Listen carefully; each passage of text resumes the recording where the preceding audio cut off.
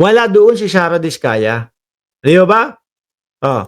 Wala doon, mga kababayan, si Sara Diskaya. Gawa daw po ng madami silang idinadahilan. May sakit, may karamdaman, may diabetes. Kaso lang mga bossing, nung nakita, eto happy-happy sila. Magla-lunch po yata habang nandoon sa hearing. Ilang Coke, ilang Coca-Cola yung dinampot. Dalawa agad. Kala ko ba may diabetes?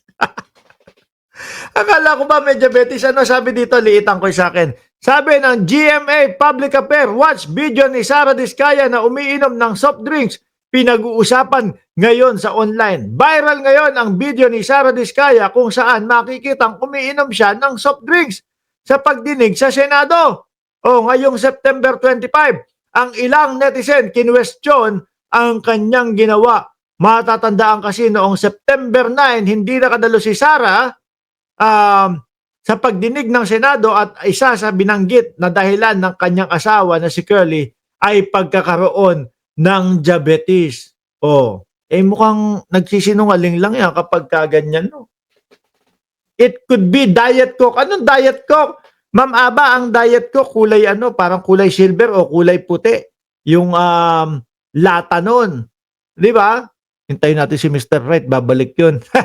Gagawa na naman ng yun. Tapos hindi ko man lang babasahin kahit isang word na itatype niya. Yan ba may diabetes? Alam nyo mga kababayan, ang unang pumasok sa isip ko nung panahon na unang araw ni Senator Ping Lacson dyan sa Senate Blue Ribbon Committee, expect ko nga hindi mga dadalo ito Expect ko walang dadalo ni isa sa kanila. No? Hindi pupunta. Bakit to? Kinakabahan Hindi kagaya nung hearing ni Marcoleta. Yung hearing ni Marcoleta, grabe. Tanungin pa ni Marcoleta, meron po ba kayong bulletproof vest? Meron po ba kayong mga bulletproof, etc., etc.? Ma'am Elvira, shout out po sa inyo. Ganon. Yung protektado. At with matching, ramdam ng taong bayan na nag-abogado na si Marcoleta dito sa mga Diskaya. Kaya mga bossing, kung babalikan natin at itutugma natin yung sinasabi ni Bitag. Si Bitag ba? Hindi. Ni Ramon Tulfo na sinasabi, sino kaya itong mambabatas na ito? Na 1 billion daw ang hinihingi. 1 billion daw ang asking price. Pero nagkasundo sa 120 million. Ako, sa nakikita ko, sa kilusan ni Marcoleta, kung paano ipinagtatanggol ang mga Diskaya, ang pumasok talaga sa utak ko si Marcoleta. Kahit ang sabihin pa po doon ni Ramon Tulfo, hindi po si Dante Marcoleta ang tinutukoy ko dito. Siya pa din ang pumasok sa isip ko noon.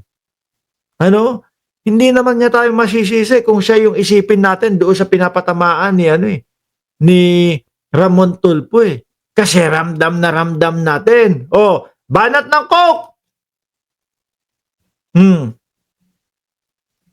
Nung hindi po umaten yung babae, pakiramdam ko, natakot, kinabahan po kay Senator Ping Lacson. Di ba, Addictus Rex, Ma'am Elma Sing at JCAS, 1 billion nung siya pa yung may hawak ng Blue Ribbon Committee. Nung nagkudita sila, bumaba na sa 120 million. At isa sa iniisip ko, maaaring mali ako. No? Isa sa iniisip ko na dahilan or para ipagtanggol yung mga Diskaya yung pagpasok sa Witness Protection Program, yung pagiging state witness ng mga Diskaya. Yun yung iniisip ko. Hindi kaya yung 120 million ang kapalit nun isalaksak sa pagiging state witness etong mga Diskaya dahil kapag sila napasok na dyan, wala nang longko. Ligtas pa sila. May mga benepisyo pa sila. Di ba? Ako, kung tatanungin niyo ako, mga boss chief amo, sir, kung tatanungin niyo ako, mga kababayan, no?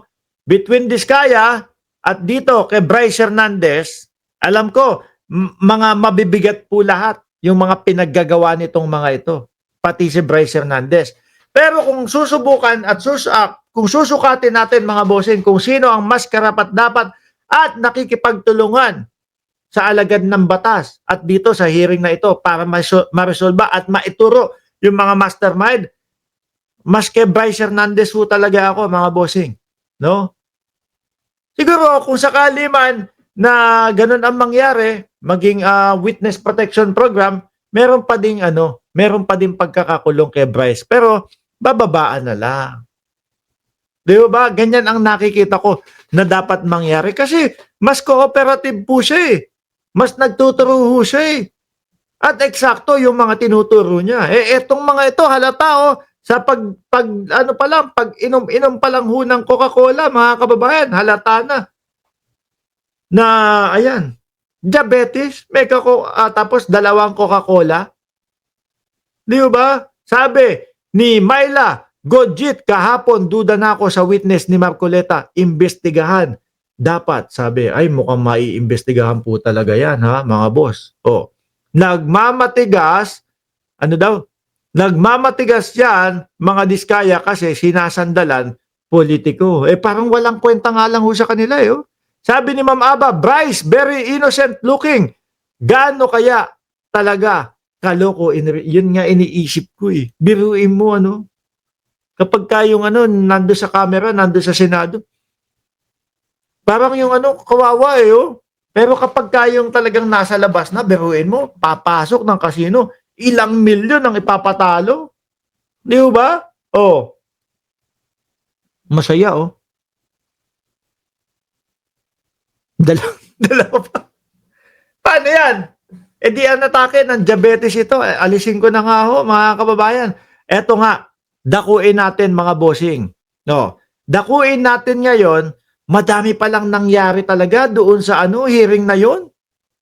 Mga kababayan, ang daming nangyari sa hearing na yon. Eto mga bossing. Eto. Sabi mo na Ito yung sinasabi nyo sa akin, kagabi, sabi nyo sa akin, Mark, tignan mo habang nagsasalita si Erwin Tulfo. Ang katapat niyang si Erwin Tulfo ay yung witness ni Marcoleta.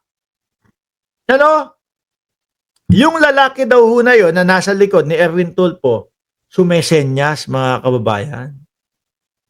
Kasi makikita mo naman, mahahalata mo naman kung isinisimple niya yung mga pagsenyas niya At sakto naman, pagsenyas niya ng mga ganon, sabay sasagot naman po, mga kababayan, yung witness ni Marcoleta. May taga-senyas. Yun din talaga inanalyze ko. Baka naman baka naman nagkakataon lang na bigla siyang napaganon, tapos yung sagot.